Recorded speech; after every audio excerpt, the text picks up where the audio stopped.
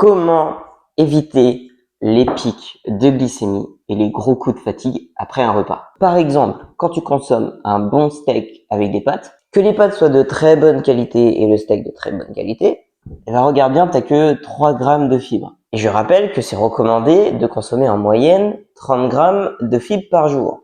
Donc avec seulement 3 grammes de fibres, t'es très loin, mais alors très loin malheureusement des 30 grammes en moyenne de fibres par jour. Et le truc, c'est que quand tu consommes un repas avec très peu de fibres, et ben la glycémie, elle s'amuse.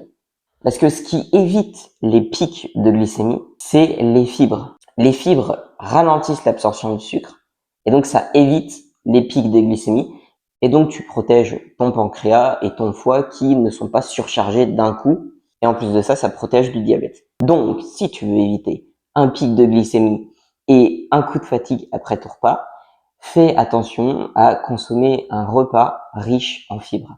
Pour notre exemple du steak pâte, eh ben, ce qu'il faudrait faire, c'est manger des légumes à côté riches en fibres ou des légumineuses, consommer des aliments riches en fibres. Ce qui serait encore mieux, c'est que tu réduises la quantité de matière grasse dans ton assiette, par exemple de steak, que tu consommes évidemment des aliments riches en fibres, donc toujours légumineuses et légumes par exemple, parce que tu diminues la quantité de matière grasse et tu augmentes la quantité de fibres, tu évites les pics de glycémie, et de glucides de bonne qualité.